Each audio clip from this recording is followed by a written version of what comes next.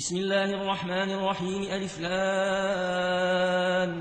ميم ذلك الكتاب لا ريب فيه هدى للمتقين الذين يؤمنون بالغيب ويقيمون الصلاة ومما رزقناهم ينفقون والذين يؤمنون بما أنزل إليك وما أنزل من قبلك وبالآخرة هم يوقنون أولئك على هدى من ربهم وأولئك هم المفلحون إن الذين كفروا سواء عليهم أنذرتهم أم لم تنذرهم لا يؤمنون ختم الله على قلوبهم وعلى سمعهم وعلى أبصارهم غشاوة ولهم عذاب عظيم ومن الناس من يقول آمنا بالله وباليوم الآخر وما هم بمؤمنين يخادعون الله والذين آمنوا وما يخادعون إلا أنفسهم وما يشعرون في قلوبهم مرض فزادهم الله مرضا ولهم عذاب أليم بما كانوا يكذبون وإذا قيل لهم لا تفسدوا في الأرض قالوا إنما نحن مصلحون ألا إنهم هم المفسدون ولكن لا يشعرون وإذا قيل لهم آمنوا كما آمن الناس قالوا أنؤمن كما آمن السفهاء ألا إنهم هم السفهاء ولكن لا يعلمون وإذا لقوا الذين آمنوا قالوا آمنا وإذا خلوا إلى شياطينهم قالوا إنا معكم إنما نحن مستهزئون الله يستهزئ بهم ويمدهم في طغيانهم يعمهون أولئك الذين اشتروا الضلالة بالهدى فما ربحت تجارتهم وما كانوا مهتدين مثلهم كمثل الذي استوقد نارا فلما أضاءت ما حوله ذهب الله بنورهم وتركهم في ظلمات لا يبصرون صم بكم عمي فهم لا يرجعون أو كصيب من السماء فيه ظلمات ورعد وبرق يجعلون أصابعهم في آذانهم من الصواعق حذر الموت والله محيط بالكافرين يكاد البرق يخطف أبصارهم كلما أضاء لهم مشوا فيه وإذا أظلم عليهم قاموا ولو شاء الله لذهب بسمعهم وأبصارهم إن الله على كل شيء قدير يا أيها الناس اعبدوا ربكم الذي خلقكم والذين من قبلكم لعلكم تتقون الذي جعل لكم الأرض فراشا والسماء بناء وأنزل من السماء ماء فأخرج به من الثمرات رزقا لكم فلا تجعلوا لله أندادا وأنتم تعلمون وإن كنتم في ريب مما نزلنا على عبدنا فاتوا بسورة من مثله وادعوا شهداءكم من دون الله إن كنتم صادقين فإن لم تفعلوا ولن تفعلوا فاتقوا النار التي وقودها الناس والحجارة أعدت للكافرين وبشر الذين آمنوا وعملوا الصالحات أن لهم جنات تجري من تحتها الأنهار كلما رزقوا منها من ثمرة رزقا قالوا هذا الذي رزقنا من قبل وأتوا به متشابها ولهم فيها أزواج مطهرة وهم فيها خالدون إن الله لا يستحيي أن يضرب مثلا ما بعوضة فما فوقها فأما الذين آمنوا فيعلمون أنه الحق من ربهم وأما الذين كفروا فيقولون ماذا أراد الله بهذا مثلا يضل به كثيرا ويهدي به كثيرا وما يضل به إلا الفاسقين الذين ينقضون عهد الله من بعد ميثاقه ويقطعون ما أمر الله به أن يوصل ويفسدون في الأرض أولئك هم الخاسرون. كيف تكفرون بالله وكنتم أمواتا فأحياكم ثم يميتكم ثم يحييكم ثم إليه ترجعون. هو الذي خلق لكم ما في الأرض جميعا ثم استوى إلى السماء فسواهن 7 سماوات وهو بكل شيء عليم. وإذ قال ربك للملائكة إني جاعل في الأرض خليفة قالوا أتجعل فيها من يفسد فيها ويسفك الدماء ونحن نسبح بحمدك ونقدس لك قال إني أعلم ما لا تعلمون. وعلم آدم الأسماء كلها ثم عرضهم على الملائكة فقال أنبئوني بأسماء هؤلاء إن كنتم صادقين. قالوا سبحانك لا علم لنا إلا ما علمتنا إنك أنت العليم الحكيم. قال يا آدم أنبئهم بأسمائهم فلما أنبأهم بأسمائهم قال ألم أقل لكم إني أعلم غيب السماوات والأرض وأعلم ما تبدون وما كنتم تكتمون. وإذ قلنا للملائكة اسجدوا لآدم فسجدوا إلا إبليس أبى واستكبر وكان من الكافرين. وقلنا يا آدم اسكن أنت وزوجك الجنة وكلا منها رغدا حيث شئتما ولا تقربا هذه الشجرة فتكونا من الظالمين. فأزلهما الشيطان عنها فأخرجهما مما كانا فيه وقلنا اهبطوا بعضكم لبعض عدو ولكم في الأرض مستقر ومتاع إلى حين. فتلقى آدم من ربه كلمات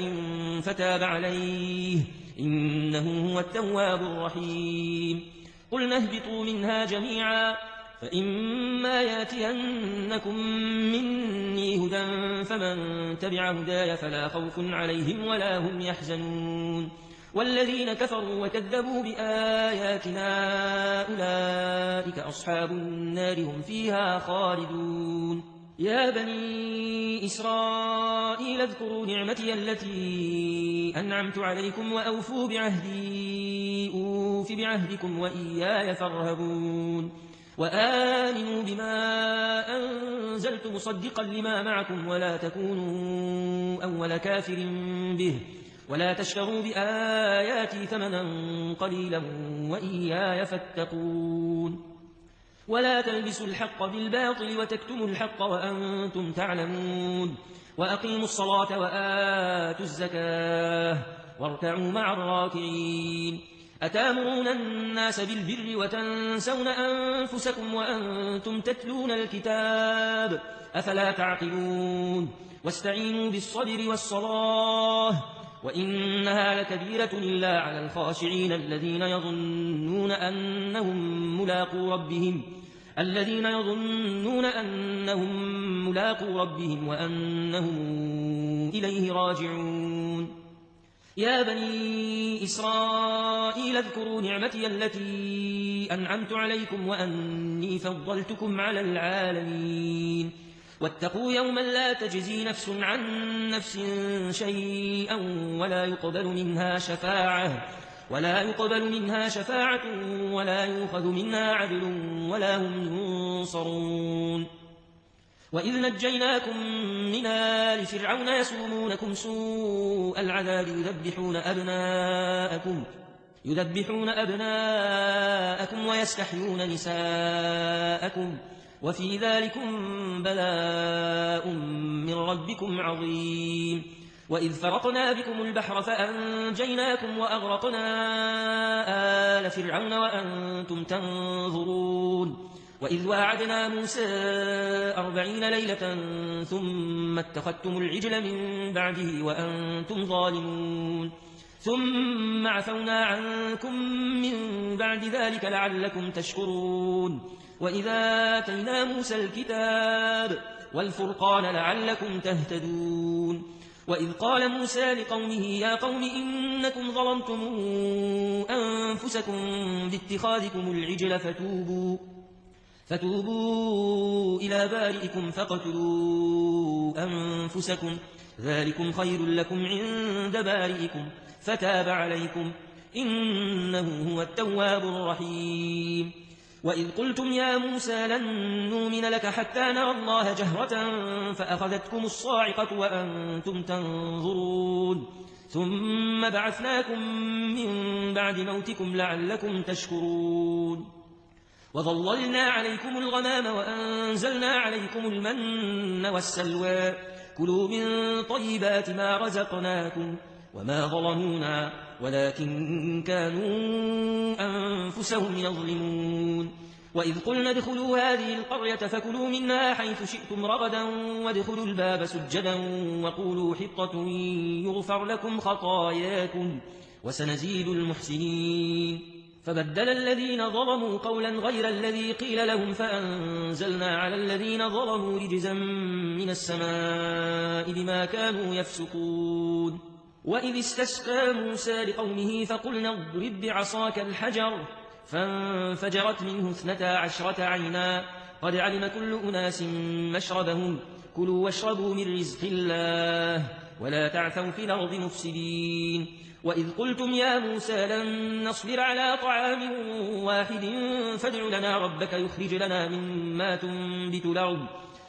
لنا ربك يخرج لنا مما تنبت الأرض من بقلها وقثائها وثومها وعدسها وبصلها قال أتستبدلون الذي هو أدنى بالذي هو خير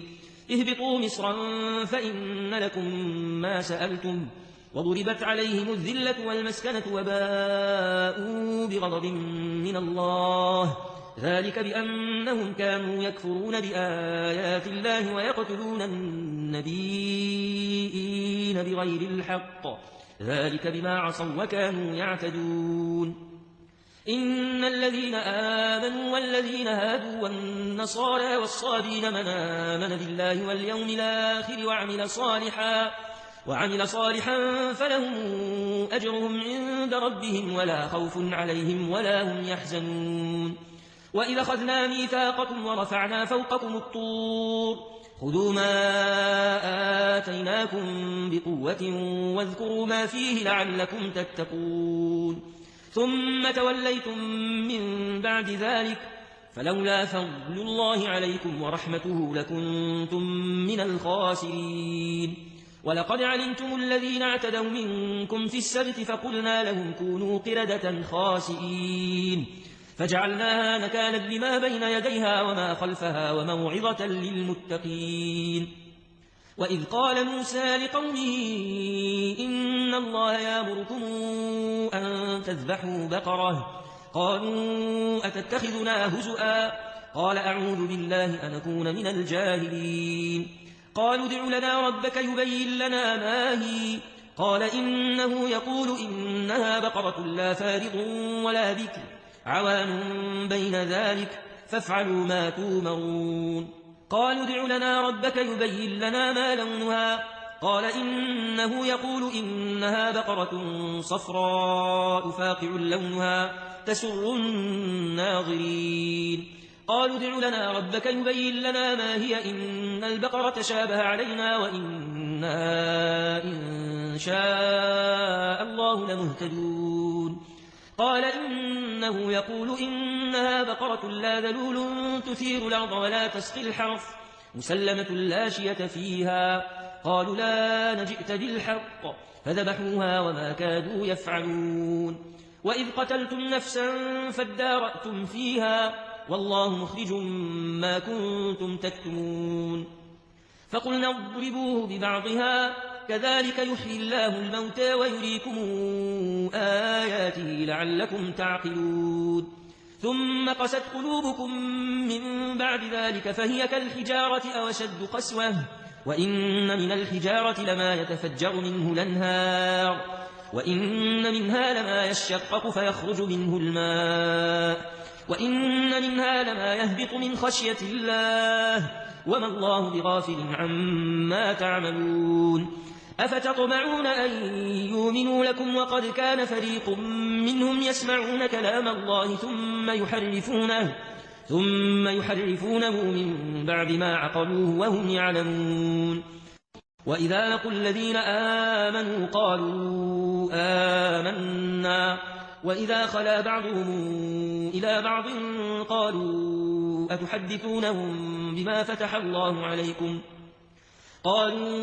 أتحدثونهم بما فتح الله عليكم ليحاجوكم به عند ربكم أفلا تعقلون أولا يعلمون أن الله يعلم ما يسرون وما يعلنون ومنهم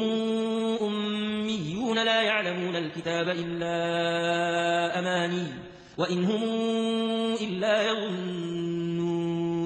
فويل للذين يكتبون الكتاب بأيديهم ثم يقولون هذا من عند الله ليشتروا به ثمنا قليلا فويل لهم مما كتبت أيديهم وويل لهم مما يكسبون وقالوا لن تمسنا النار إلا أياما معدودة قل اتخذتم عند الله عهدا فلن يخلف الله عهده أم تقولون على الله ما لا تعلمون بلى من كسب سيئة وأحاطت به خطيئاته فأولئك أصحاب النار هم فيها خالدون والذين آمنوا وعملوا الصالحات أولئك أصحاب الجنة هم فيها خالدون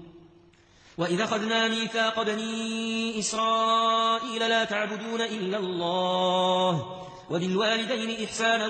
وذي القربى واليتامى والمساكين وقولوا للناس حسنا وأقيموا الصلاة وآتوا الزكاة ثم توليتم إلا قليلا منكم وأنتم معرضون وإذا أخذنا ميثاقكم لا تسفكون دماءكم ولا تخرجون أنفسكم من دياركم ثم أقررتم وأنتم تشهدون ثم أنتم هؤلاء تقتلون أنفسكم وتخرجون فريقا منكم من ديارهم تظاهرون عليهم بالإثم والعدوان وإن ياتوكم أسارى تفادوهم وهو محرم عليكم إخراجهم أفتؤمنون ببعض الكتاب وتكفرون ببعض فما جزاء من يفعل ذلك منكم إلا خزي في الحياة الدنيا ويوم القيامة يردون إلى أشد العذاب وما الله بغافل عما يعملون أولئك الذين اشتروا الحياة الدنيا بالآخرة فلا يخفف عنهم العذاب ولا هم ينصرون ولقد آتينا موسى الكتاب وقفينا من بعده بالرسل وآتينا عيسى ابن مريم البينات وأيدناه بروح القدس أفكلما جاءكم رسول بما لا تهوى أنفسكم استكبرتم ففريقا كذبتم وفريقا تقتلون وقالوا قلوبنا غلف بل لعنهم الله بكفرهم فقليلا ما يؤمنون ولما جاءهم كتاب من عند الله مصدق لما معهم وكانوا من قبل يستفتحون على الذين كفروا فلما جاءهم ما عرفوا كفروا به فلعنة الله على الكافرين بئس ما اشتروا به أنفسهم أن يكفروا بما أنزل الله بغيا أن ينزل الله من فضله على من يشاء من عباده فباءوا بغضب على غضب وللكافرين عذاب مهين وإذا قيل لهم آمنوا بما أنزل الله قالوا نؤمن بما أنزل علينا ويكفرون بما وراءه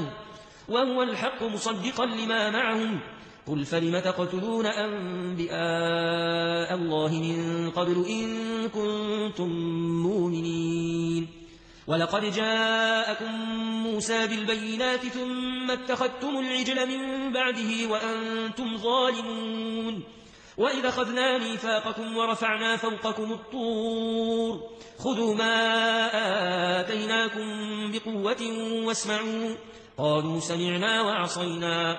وأشربوا في قلوبهم العجل بكفرهم قل بئس ما يأمركم به إيمانكم إن كنتم مؤمنين قل إن كانت لكم الدار الآخرة عند الله خالصة من دون الناس فتمنوا الموت إن كنتم صادقين ولن يتمنوه أبدا بما قدمت أيديهم والله عليم بالظالمين ولتجدنهم أحرص الناس على حياة ومن الذين أشركوا يود أحدهم لو يعمر 1000 سنة وما هو بمزحزحه من العذاب أن يعمر والله بصير بما يعملون قل من كان عدوا لجبريل فإنه نزله على قلبك بإذن الله مصدقا لما بين يديه وهدى وبشرى للمؤمنين من كان عدوا لله وملائكته ورسله وجبريل وميكائيل فإن الله عدو للكافرين ولقد أنزلنا إليك آيات بينات وما يكفر بها إلا الفاسقون أو كلما عاهدوا عهدا نبذه فريق منهم بل أكثرهم لا يؤمنون ولما جاءهم رسول من عند الله مصدق لما معهم نبذ فريق من الذين أوتوا الكتاب كتاب الله وراء ظهورهم كأنهم لا يعلمون واتبعوا ما تتلو الشياطين على ملك سليمان وما كفر سليمان ولكن الشياطين كفروا يعلمون الناس السحر وما أنزل على الملكين ببابل هاروت وماروت وما يعلمان من أحد حتى يقولا إنما نحن فتنة فلا تكفر فيتعلمون منهما ما يفرقون به بين المرء وزوجه وما هم بضارين به من أحد إلا بإذن الله ويتعلمون ما يضرهم ولا ينفعهم ولقد علموا لمن اشتراه ما له في الآخرة من خلاق ولبئس ما شروا به أنفسهم لو كانوا يعلمون ولو أنهم آمنوا واتقوا لمثوبة من عند الله خير لو كانوا يعلمون يا أيها الذين آمنوا لا تقولوا راعنا وقولوا انظرنا واسمعوا وللكافرين عذاب أليم ما يود الذين كفروا من أهل الكتاب ولا المشركين أن ينزل عليكم من خير من ربكم والله يختص برحمته من يشاء والله ذو الفضل العظيم ما ننسخ من آية أو ننسها نات بخير منها أو مثلها ألم تعلم أن الله على كل شيء قدير ألم تعلم أن الله له ملك السماوات والأرض وما لكم من دون الله من ولي ولا نصير أم تريدون أن تسألوا رسولكم كما سئل موسى من قبل ومن يتبدل الكفر بالإيمان فقد ضل سواء السبيل ود كثير من أهل الكتاب لو يردونكم من بعد إيمانكم كفارا حسدا من عند أنفسهم من بعد ما تبين لهم الحق فاعفوا واصفحوا حتى ياتي الله بأمره إن الله على كل شيء قدير وأقيموا الصلاة وآتوا الزكاة وما تقدموا لأنفسكم من خير تجدوه عند الله إن الله بما تعملون بصير وقالوا لن يدخل الجنة إلا من كان هودا أو نصارى تلك أمانيهم قل هاتوا برهانكم إن كنتم صادقين بلى من أسلم وجهه لله وهو محسن فله أجره عند ربه ولا خوف عليهم ولا هم يحزنون وقالت اليهود ليست النصارى على شيء وقالت النصارى ليست اليهود على شيء وهم يتلون الكتاب كذلك قال الذين لا يعلمون مثل قولهم فالله يحكم بينهم يوم القيامة فيما كانوا فيه يختلفون ومن أظلم ممن منع مساجد الله أن يذكر فيها اسمه وسعى في خرابها أولئك ما كان لهم أن يدخلوها إلا خائفين لهم في الدنيا خزي ولهم في الآخرة عذاب عظيم ولله المشرق والمغرب فأينما تولوا فثم وجه الله إن الله واسع عليم وقالوا اتخذ الله ولدا سبحانه بل له ما في السماوات والأرض كل له قانتون بديع السماوات والأرض وإذا قضى أمرا فإنما يقول له كن فيكون وقال الذين لا يعلمون لولا يكلمنا الله أو تاتينا آية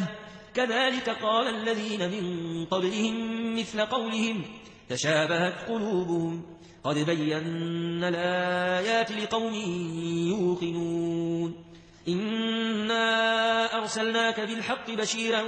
ونذيرا ولا تسأل عن أصحاب الجحيم ولن ترضى عنك اليهود ولا النصارى حتى تتبع ملتهم قل إن هدى الله هو الهدى ولئن اتبعت أهواءهم بعد الذي جاءك من العلم ما لك من الله من ولي ولا نصير الذين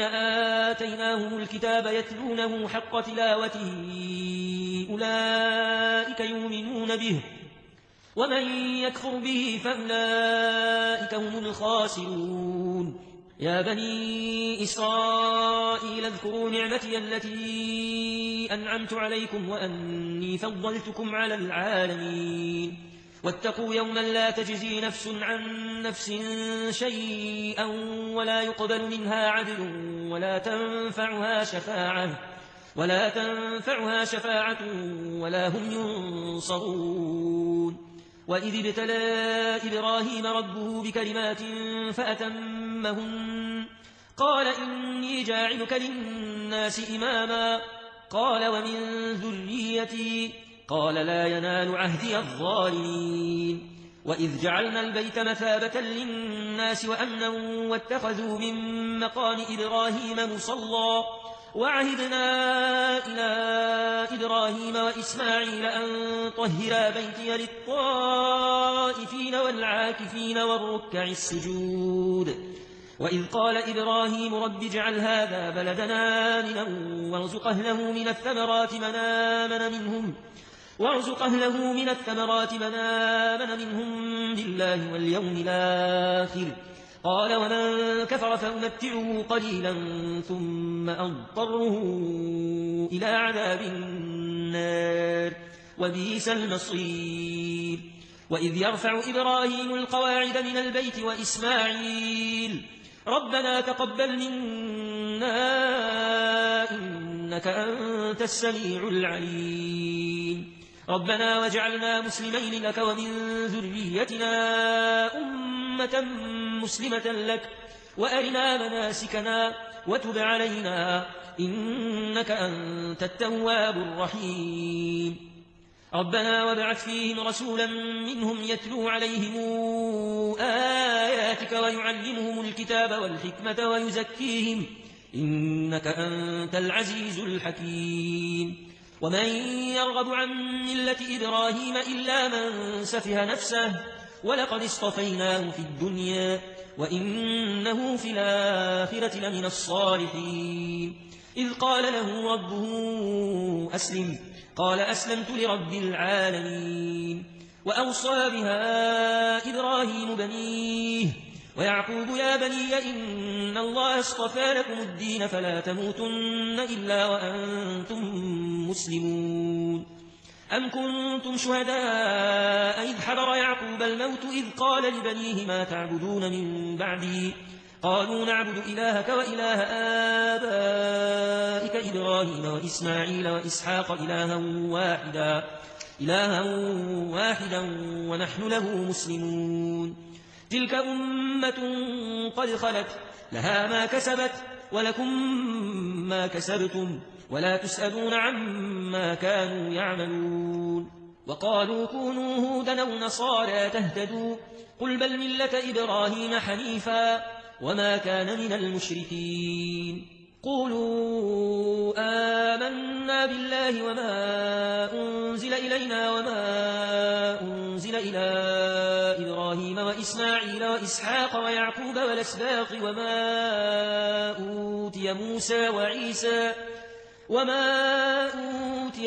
وعيسى وما أوتي النبيون من ربهم لا نفرق بين أحد منهم ونحن له مسلمون فإن آمنوا بمثل ما آمنتم به فقد اهتدوا وإن تولوا فإنما هم في شقاق فسيكفيكهم الله وهو السميع العليم صبغة الله ومن أحسن من الله صبغة ونحن له عابدون قل تحاجوننا في الله وهو ربنا وربكم ولنا أعمالنا ولكم أعمالكم ونحن له مخلصون أم يقولون إن إبراهيم وإسماعيل وإسحاق ويعقوب والأسباط كانوا هودا أو نصارى قل أنتم أعلم أم الله ومن أظلم ممن كتم شهادة عنده من الله وما الله بغافل عما تعملون تلك أمة قد خلت لها ما كسبت ولكم ما كسبتم ولا تسألون عما كانوا يعملون سيقول السفهاء من الناس ما ولاهم عن قبلتهم التي كانوا عليها قل لله المشرق والمغرب يهدي من يشاء إلى صراط مستقيم وكذلك جعلناكم أمة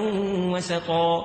لتكونوا شهداء على الناس ويكون الرسول عليكم شهيدا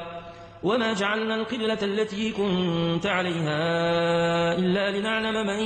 يتبع الرسول ممن ينقلب على عقبيه وإن كانت لكبيرة إلا على الذين هدى الله وما كان الله ليضيع إيمانكم إن الله بالناس لرؤوف رحيم قد نرى تقلب وجهك في السماء فلنولينك قبلة ترضاها فول وجهك شطر المسجد الحرام وحيث ما كنتم فولوا وجوهكم شطره وإن الذين أوتوا الكتاب ليعلمون أنه الحق من ربهم وما الله بغافل عما يعملون ولئن أتيت الذين أوتوا الكتاب بكل آية ما تبعوا قبلتك وما أنت بتابع قبلتهم وما بعضهم بتابع قبلة بعض ولئن اتبعت أهواءهم من بعد ما جاءك من العلم إنك إذا لمن الظالمين الذين آتيناهم الكتاب يعرفونه كما يعرفون أبناءهم وإن فريقا منهم ليكتمون الحق وهم يعلمون الحق من ربك فلا تكونن من الممترين ولكل وجهة هو موليها فاستبقوا الخيرات أينما تكونوا يات بكم الله جميعا إن الله على كل شيء قدير ومن حيث خرجت فول وجهك شطر المسجد الحرام وإنه للحق من ربك وما الله بغافل عما تعملون ومن حيث خرجت فول وجهك شطر المسجد الحرام وحيث ما كنتم فولوا وجوهكم شطره لئلا يكون للناس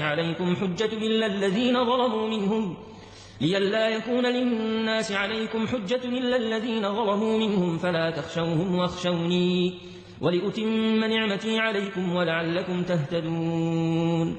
كما أرسلنا فيكم رسولا منكم يتلو عليكم آياتنا ويزكيكم ويعلمكم الكتاب والحكمة ويعلمكم ما لم تكونوا تعلمون فاذكروني أذكركم واشكروا لي ولا تكفرون يا أيها الذين آمنوا استعينوا بالصبر والصلاة إن الله مع الصابرين ولا تقولوا لمن يقتل في سبيل الله أموات بل أحياء ولكن لا تشعرون ولنبلونكم بشيء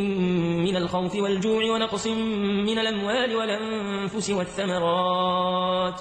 وبشر الصابرين الذين إذا أصابتهم مصيبة قالوا إنا لله وإنا إليه راجعون أولئك عليهم صلوات من ربهم ورحمة وأولئك هم المهتدون إن الصفا والمروة من شعائر الله فمن حج البيت أو اعتمر فلا جناح عليه أن يطوف بهما ومن تطوع خيرا فإن الله شاكر عليم إن الذين يكتمون ما أنزلنا من البينات والهدى من بعد ما بيناه للناس في الكتاب أولئك يلعنهم الله ويلعنهم اللاعنون إلا الذين تابوا وأصلحوا وبينوا فأولئك أتوب عليهم وأنا التواب الرحيم إن الذين كفروا وماتوا وهم كفار أولئك عليهم لعنة الله والملائكة والناس أجمعين خالدين فيها لا يخفف عنهم العذاب ولا هم ينظرون وإلهكم إله واحد لا إله إلا هو الرحمن الرحيم إن في خلق السماوات والأرض واختلاف الليل والنهار والفلك التي تجري في البحر بما ينفع الناس وما أنزل الله من السماء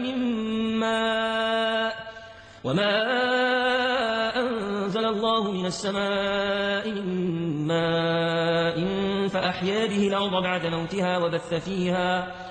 فيها من كل دابة وتصريف الرياح والسحاب المسخر بين السماء والأرض لآيات لقوم يعقلون ومن الناس من يتخذ من دون الله أندادا يحبونهم كحب الله والذين آمنوا أشد حبا لله ولو ترى الذين ظلموا إذ يرون العذاب أن القوة لله جميعا وأن الله شديد العذاب إذ تبرأ الذين اتبعوا من الذين اتبعوا ورأوا العذاب وتقطعت بهم الأسباب وقال الذين اتبعوا لو أن لنا كرة فنتبرأ منهم كما تبرأوا منا كذلك يريهم الله أعمالهم حسرات عليهم وما هم بخارجين من النار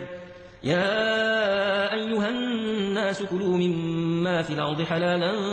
طيبا ولا تتبعوا خطوات الشيطان إنه لكم عدو مبين إنما يأمركم بالسوء والفحشاء وأن تقولوا على الله ما لا تعلمون وإذا قيل لهم اتبعوا ما أنزل الله قالوا بل نتبع ما ألفينا عليه آباءنا أولو كان آباؤهم لا يعقلون شيئا ولا يهتدون ومثل الذين كفروا كمثل الذي ينعق بما لا يسمع إلا دعاء ونداء صم بكم عمي فهم لا يعقلون يا أيها الذين آمنوا كلوا من طيبات ما رزقناكم واشكروا لله إن كنتم إياه تعبدون إنما حرم عليكم الميتة والدم ولحم الخنزير وما أهل به لغير الله فمن اضطر غير باغ ولا عاد فلا إثم عليه إن الله غفور رحيم إن الذين يكتمون ما أنزل الله من الكتاب ويشترون به ثمنا قليلا أولئك ما يأكلون في بطونهم إلا النار ولا يكلمهم الله يوم القيامة ولا يزكيهم ولهم عذاب أليم أولئك الذين اشتروا الضلالة بالهدى والعذاب بالمغفرة فما أصبرهم على النار ذلك بأن الله نزل الكتاب بالحق وإن الذين اختلفوا في الكتاب لفي شقاق بعيد ليس البر أن تولوا وجوهكم قبل المشرق والمغرب ولكن البر من آمن بالله واليوم الآخر والملائكة والكتاب والنبيين وآتى المال على حبه ذوي القربى واليتامى والمساكين وابن السبيل والسائلين وفي الرقاب وأقام الصلاة وآتى الزكاة والموفون بعهدهم إذا عاهدوا والصابرين في البأساء والضراء وحين البأس أولئك الذين صدقوا وأولئك هم المتقون يا أيها الذين آمنوا كتب عليكم القصاص في القتلى الحر بالحر والعبد بالعبد والأنثى بالأنثى فمن عفي له من أخيه شيء فاتباع بالمعروف وأداء إليه بإحسان ذلك تخفيف من ربكم ورحمة فمن اعتدى بعد ذلك فله عذاب أليم ولكم في القصاص حياة يا أولي الألباب لعلكم تتقون كتب عليكم إذا حضر أحدكم الموت إن ترك خيرا الوصية للوالدين والأقربين بالمعروف حقا على المتقين فمن بدله بعدما سمعه فإنما إثمه على الذين يبدلونه إن الله سميع عليم فمن خاف من موص جنفا أو إثما فأصلح بينهم فلا إثم عليه إن الله غفور رحيم يا أيها الذين آمنوا كتب عليكم الصيام كما كتب على الذين من قبلكم لعلكم تتقون أياما معدودات فمن كان منكم مريضا أو على سفر فعدة من أيام أخر وعلى الذين يطيقونه فدية طعام مساكين فمن تطوع خيرا فهو خير له وأن تصوموا خير لكم إن كنتم تعلمون شهر رمضان الذي أنزل فيه القرآن هدى للناس وبينات من الهدى والفرقان فمن شهد منكم الشهر فليصمه ومن كان مريضا أو على سفر فعدة من أيام أخر يريد الله بكم اليسر ولا يريد بكم العسر ولتكملوا العدة ولتكبروا الله على ما هداكم ولعلكم تشكرون وإذا سألك عبادي عني فإني قريب أجيب دعوة الداعي إذا دعان فليستجيبوا لي وليؤمنوا بي لعلهم يرشدون. أحل لكم ليلة الصيام الرفث إلى نسائكم هن لباس لكم وأنتم لباس لهن علم الله أنكم كنتم تختانون أنفسكم فتاب عليكم وعفى عنكم فلا نباشروهن وابتغوا ما كتب الله لكم وكلوا واشربوا حتى يتبين لكم الخيط الأبيض من الخيط الأسود من الفجر ثم أتموا الصيام إلى الليل ولا تباشروهن وأنتم عاكفون في المساجد تلك حدود الله فلا تقربوها كذلك يبين الله آياته للناس لعلهم يتقون. ولا تأكلوا أموالكم بينكم بالباطل وتدلوا بها إلى الحكام لتأكلوا فريقا من أموال الناس بالإثم وأنتم تعلمون. يسألونك عن الأهلة قل هي مواقيت للناس والحج وليس البر بأن تاتوا البيوت من ظهورها ولكن البر من اتقى واتوا البيوت من أبوابها واتقوا الله لعلكم تفلحون. وقاتلوا في سبيل الله الذين يقاتلونكم ولا تعتدوا إن الله لا يحب المعتدين. واقتلوهم حيث ثقفتموهم وأخرجوهم من حيث أخرجوكم والفتنة أشد من القتل ولا تقاتلوهم عند المسجد الحرام حتى يقاتلوكم فيه فإن قاتلوكم فاقتلوهم كذلك جزاء الكافرين. فإن انتهوا فإن الله غفور رحيم. وقاتلوهم حتى لا تكون فتنة ويكون الدين لله فإن انتهوا فلا عدوان إلا على الظالمين. الشهر الحرام بالشهر الحرام والحرمات قصاص فمن اعتدى عليكم فاعتدوا عليه بمثل ما اعتدى عليكم واتقوا الله واعلموا أن الله مع المتقين. وأنفقوا في سبيل الله ولا تلقوا بأيديكم إلى التهلكة وأحسنوا إن الله يحب المحسنين. وأتموا الحج والعمرة لله فإن احصرتم فما استيسر من الهدي ولا تحلقوا رؤوسكم حتى يبلغ الهدي محله فمن كان منكم مريضا أو به أذى من رأسه ففدية من صيام أو صدقة أو نسك فإذا أمنتم فمن تمتع بالعمرة إلى الحج فما استيسر من الهدي فمن لم يجد فصيام 3 أيام في الحج و7 إذا رجعتم تلك 10 كاملة ذلك لمن لم يكن أهله حاضر المسجد الحرام واتقوا الله واعلموا أن الله شديد العقاب. الحج أشهر معلومات فمن فرض فيهن الحج فلا رفث ولا فسوق ولا جدال في الحج وما تفعلوا من خير يعلمه الله وتزودوا فإن خير الزاد التقوى واتقون يا أولي الألباب. ليس عليكم جناح أن تبتغوا فضلا من ربكم فإذا أفضتم من عرفات فاذكروا الله عند المشعر الحرام واذكروه كما هداكم وإن كنتم من قبله لمن الضالين. ثم أفيضوا من حيث أفاض الناس واستغفروا الله إن الله غفور رحيم. فإذا قضيتم مناسككم فاذكروا الله كذكركم آباءكم أو أشد ذكرا فمن الناس من يقول ربنا آتنا في الدنيا وما له في الآخرة من خلاق ومنهم من يقول ربنا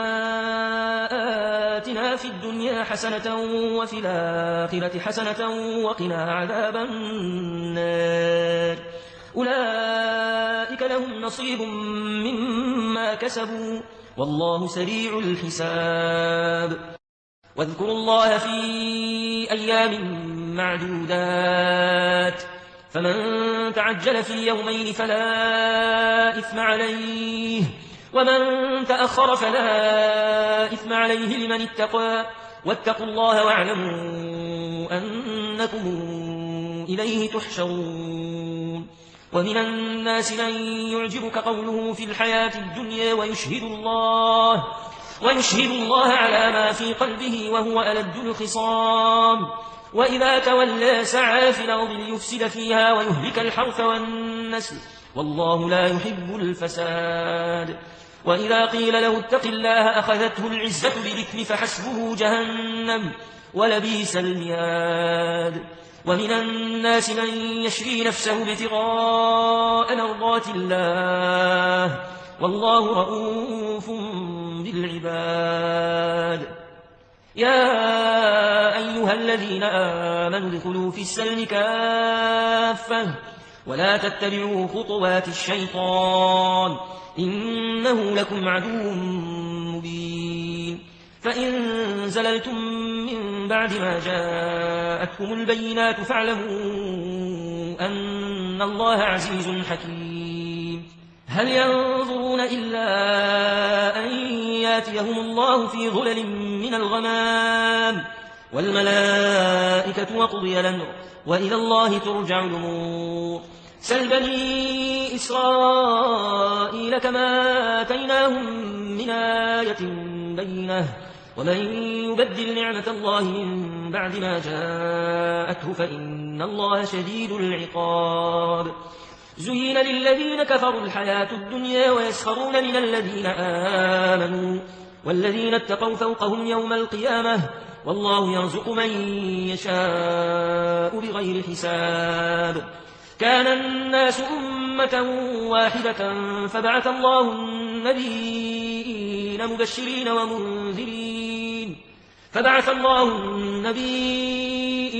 مبشرين ومنذرين وأنزل معهم الكتاب بالحق ليحكم بين الناس فيما اختلفوا فيه وما اختلف فيه إلا الذين أوتوه من بعد ما جاءتهم البينات بغيا بينهم فهدى الله الذين آمنوا لما اختلفوا فيه من الحق بإذنه والله يهدي من يشاء إلى صراط مستقيم. أم حسبتم أن تدخلوا الجنة ولما ياتكم مثل الذين خلوا من قبلكم مستهم البأساء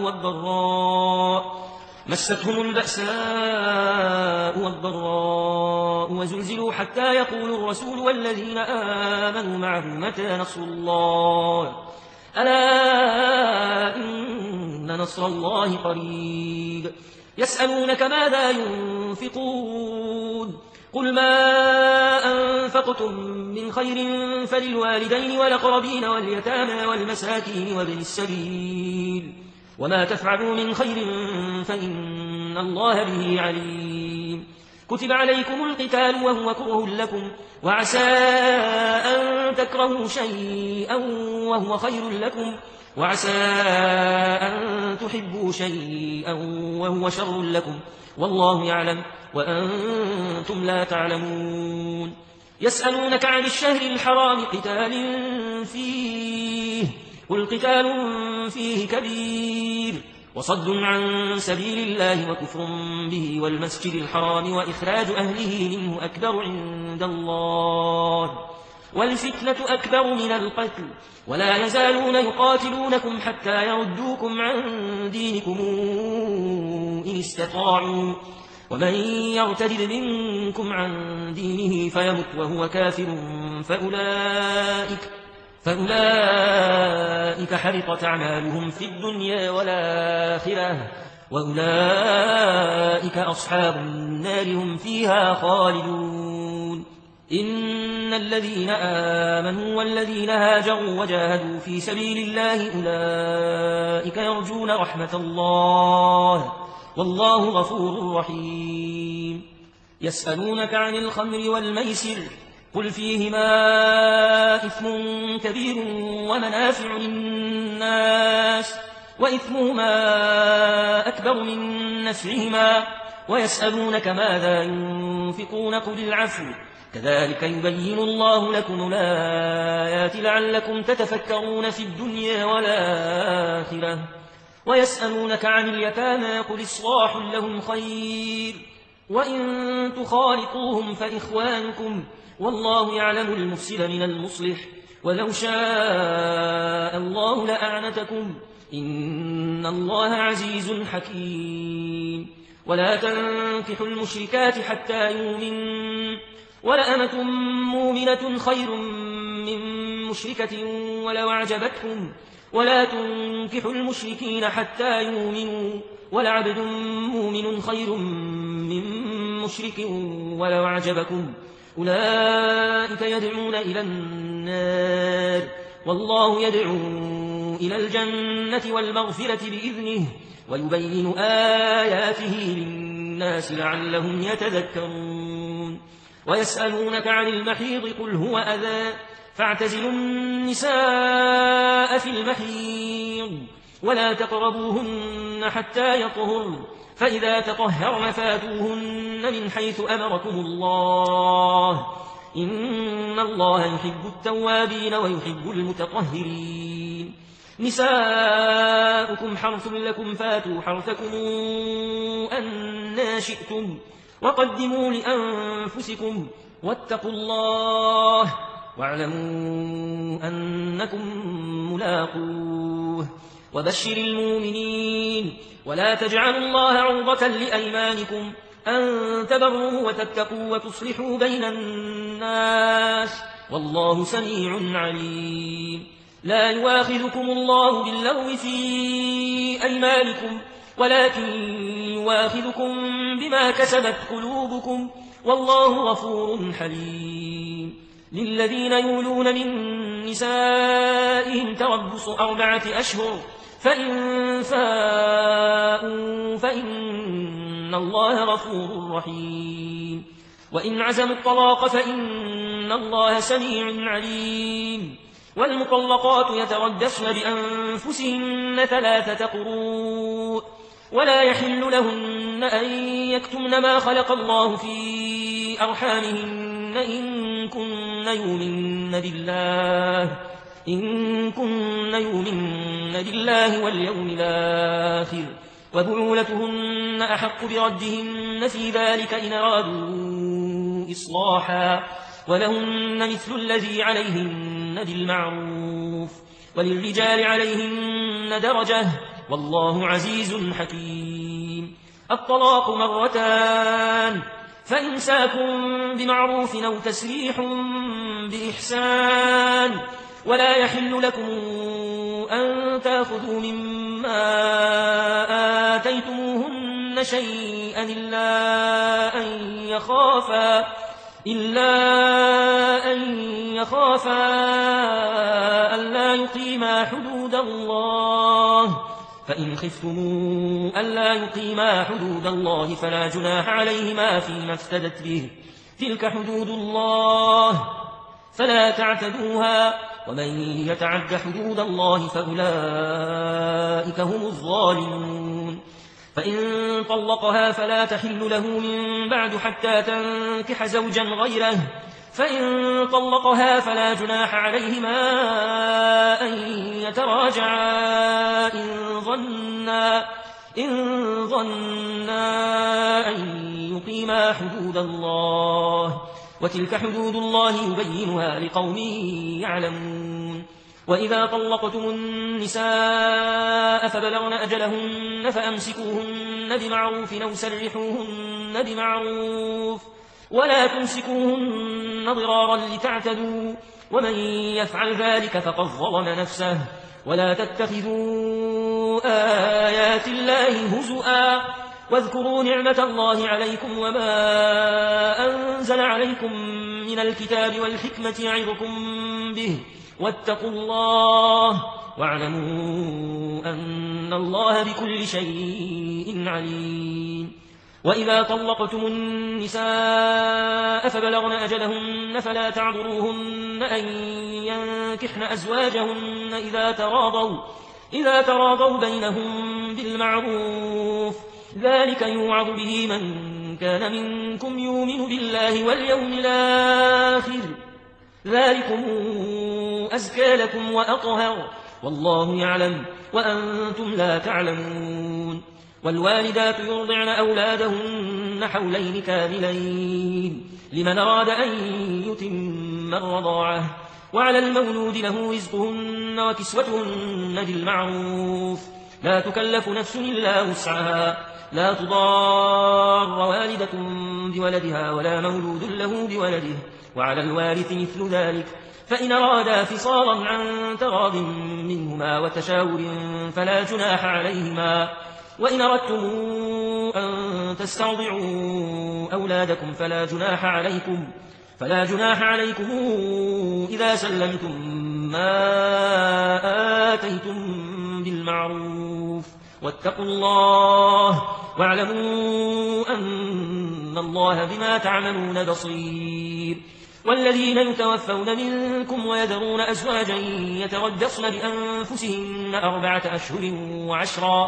فإذا بلغن أجلهن فلا جناح عليكم فيما فعلن في أنفسهن بالمعروف والله بما تعملون خبير ولا جناح عليكم فيما عرضتم به من خطبة النساء وكننتم في أنفسكم علم الله أنكم ستذكرونهن ولكن لا تواعدوهن سرا إلا أن تقولوا قولا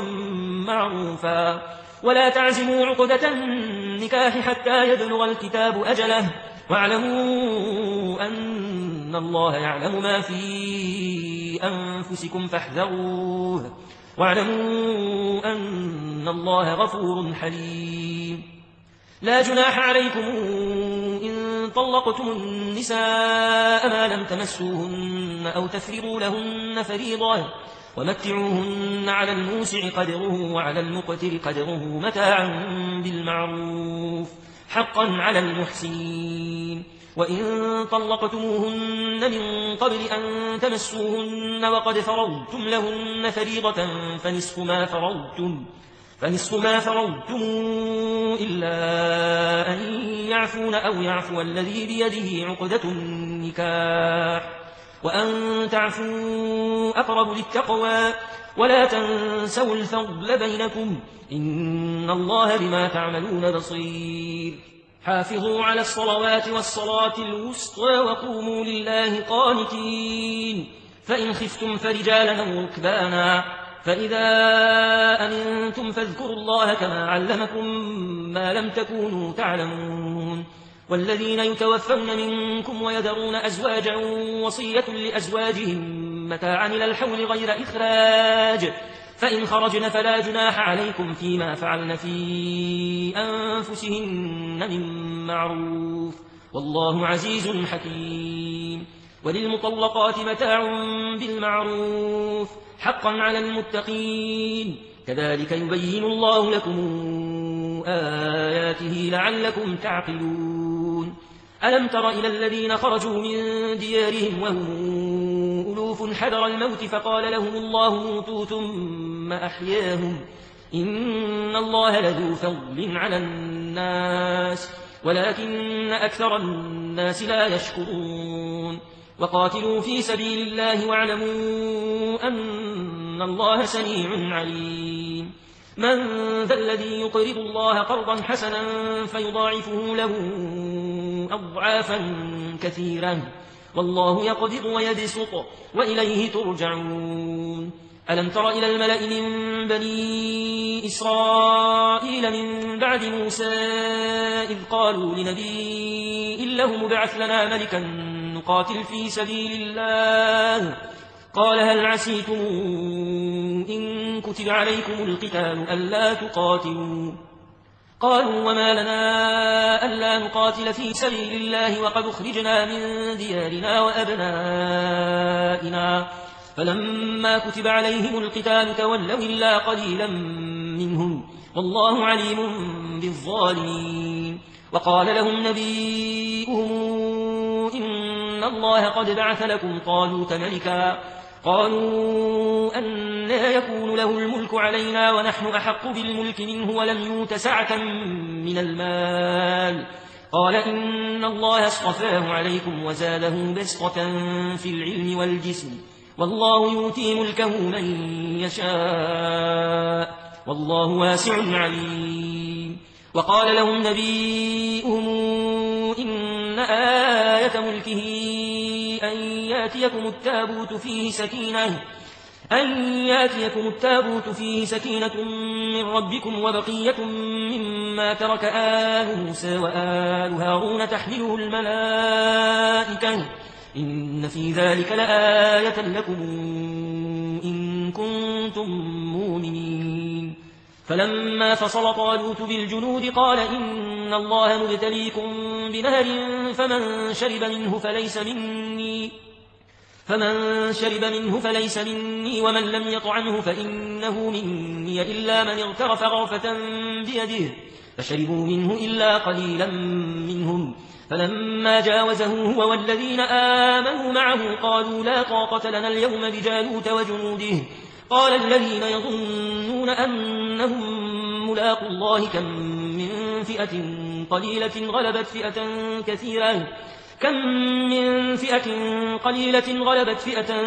كثيرة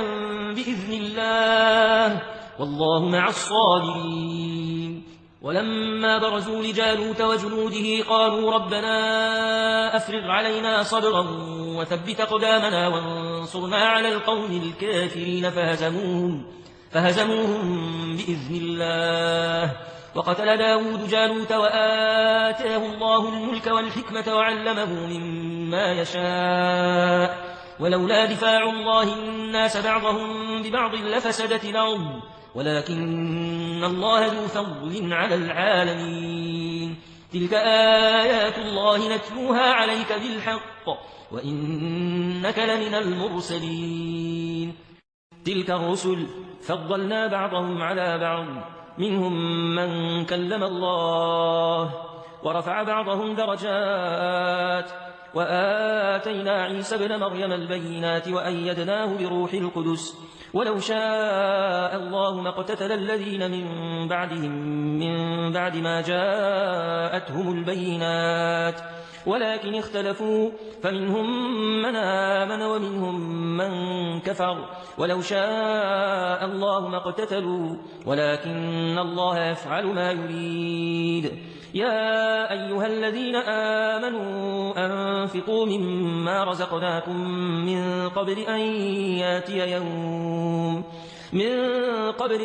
ياتي يوم لا بيع فيه ولا خلة ولا شفاعة والكافرون هم الظالمون. الله لا إله إلا هو الحي القيوم لا تأخذه سنة ولا نوم له ما في السماوات وما في الأرض من ذا الذي يشفع عنده إلا بإذنه يعلم ما بين أيديهم وما خلفهم ولا يحيطون بشيء من علمه إلا بما شاء وسع كرسيه السماوات والأرض ولا يؤوده حفظهما وهو العلي العظيم. لا إكراه في الدين قد تبين الرشد من الغي فمن يكفر بالطاغوت ويؤمن بالله فقد استمسك بالعروة الوثقى لا انفصام لها والله سميع عليم. الله ولي الذين آمنوا يخرجهم من الظلمات إلى النور والذين كفروا أولياؤهم الطاغوت يخرجونهم من النور إلى الظلمات أولئك أصحاب النار هم فيها خالدون. ألم تر إلى الذي حاج إبراهيم في ربه أن آتاه الله الملك إذ قال إبراهيم ربي الذي يحيي ويميت قال أنا أحيي وأميت قال إبراهيم فإن الله يأتي بالشمس من المشرق فات بها من المغرب فبهت الذي كفر والله لا يهدي القوم الظالمين. أو كالذي مر على قرية وهي خاوية على عروشها قال أنى يحيي هذه الله بعد موتها فأماته الله 100 عام ثم بعثه قال كم لبثت قال لبثت يوما أو بعض يوم قال بل لبثت 100 عام فانظر إلى طعامك وشرابك لم يتسنه وانظر إلى حمارك ولنجعلك آية للناس وانظر إلى العظام كيف ننشرها ثم نكسوها لحما فلما تبين له قال أعلم أن الله على كل شيء قدير وإذ قال إبراهيم رب أرني كيف تحيي الموتى قال أولم تؤمن قال بلى ولكن ليطمئن قلبي قال فخذ 4 من الطير فصرهن إليك ثم اجعل على كل جبل منهن جزءا ثم ادعهن ياتينك سعيا واعلم أن الله عزيز حكيم مثل الذين ينفقون أموالهم في سبيل الله كمثل حبة أنبتت 7 سنابل في كل سنبلة 100 حبة والله يضاعف لمن يشاء والله واسع عليم الذين ينفقون أموالهم في سبيل الله ثم لا يتبعون ما أنفقوا منا ولا أذى لهم أجرهم عند ربهم ولا خوف عليهم ولا هم يحزنون قول معروف ومغفرة خير من صدقة يتبعها أذى والله غني حليم يا أيها الذين آمنوا لا تبطلوا صدقاتكم بالمن والأذى كالذي ينفق ماله رئاء الناس ولا يؤمن بالله واليوم الآخر فمثله كمثل صفوان عليه تراب فأصابه وابل فتركه صلدا لا يقدرون على شيء مما كسبوا والله لا يهدي القوم الكافرين ومثل الذين ينفقون أموالهم ابتغاء مرضات الله وتثبيتا من أنفسهم كمثل جنة بربوة أصابها وابل فآتت أكلها ضعفين فإن لم يصبها وابل فطل والله بما تعملون بصير أيود أحدكم أن تكون له جنة من نخيل وأعناب تجري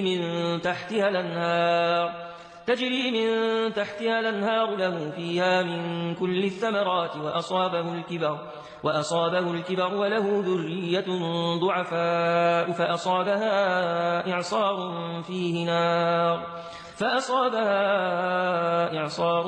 فيه نار فاحترقت كذلك يبين الله لكم الآيات لعلكم تتفكرون يا أيها الذين آمنوا أنفقوا من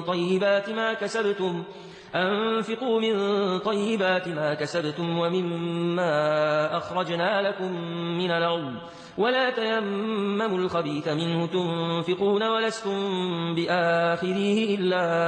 أن تغمضوا فيه واعلموا أن الله غني حميد الشيطان يعدكم الفقر ويأمركم بالفحشاء والله يعدكم مغفرة منه وفضلا والله واسع عليم يؤتي الحكمة من يشاء ومن يؤت الحكمة فقد أوتي خيرا كثيرا وما يذكر إلا أولو الألباب وما أنفقتم من نفقة أو نذرتم من نذر فإن الله يعلمه وما للظالمين من أنصار إن تبدوا الصدقات فنعما هي وإن تخفوها وتؤتوها الفقراء فهو خير لكم ونكفر عنكم من سيئاتكم والله بما تعملون خبير ليس عليك هداهم ولكن الله يهدي من يشاء وما تنفقوا من خير فلأنفسكم وما تنفقون إلا ابتغاء وجه الله وما تنفقوا من خير يوفى إليكم وأنتم لا تظلمون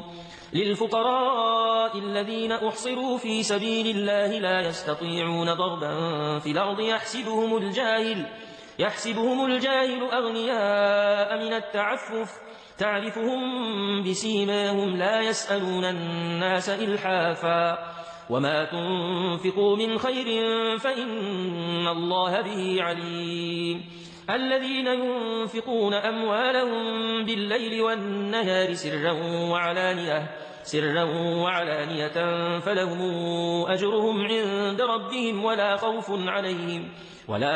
عليهم ولا هم يحزنون الذين يأكلون الربا لا يقومون إلا كما يقوم الذي يتخبطه الشيطان من المس ذلك بأنهم قالوا إنما البيع مثل الربا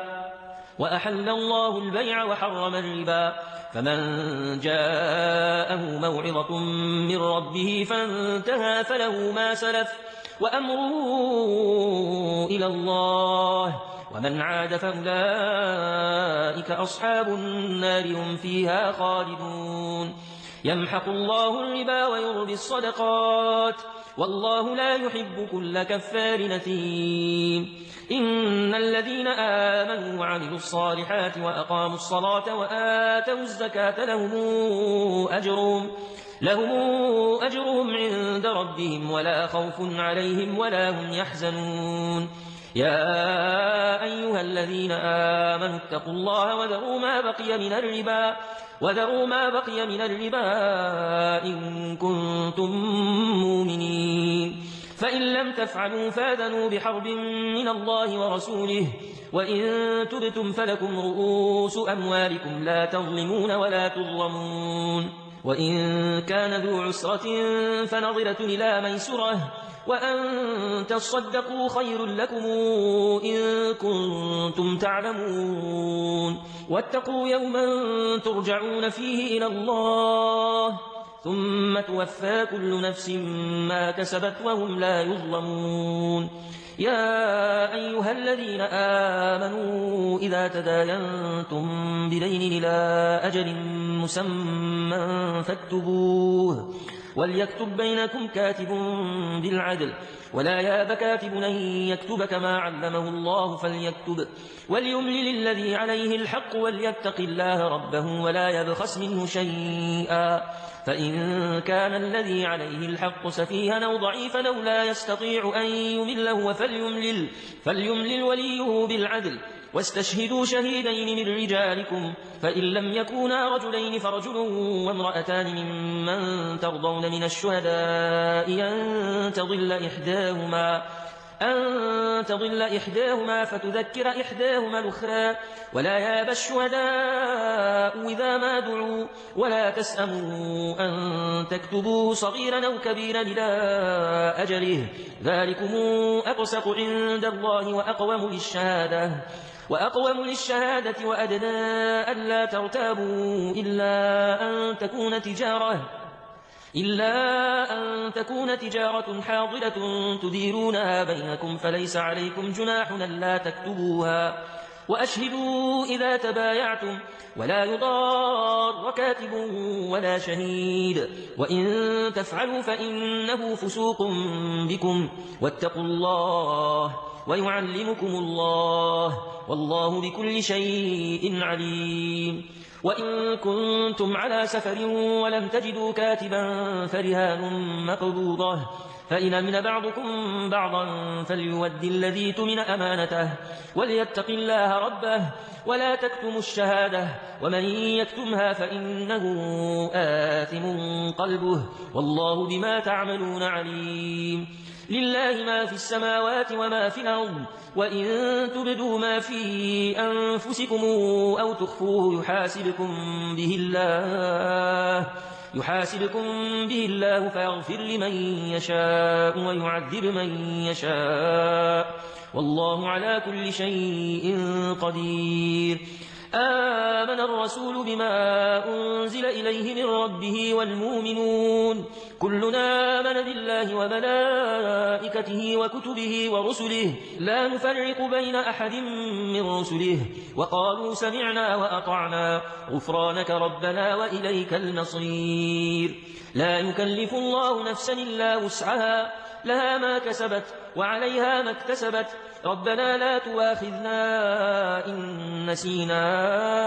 أو أخطأنا ربنا ولا تحمل علينا إصرا كما حملته على الذين من قبلنا ربنا ولا تحملنا ما لا طاقة لنا به واعف عنا واغفر لنا وارحمنا أنت مولانا فانصرنا على القوم الكافرين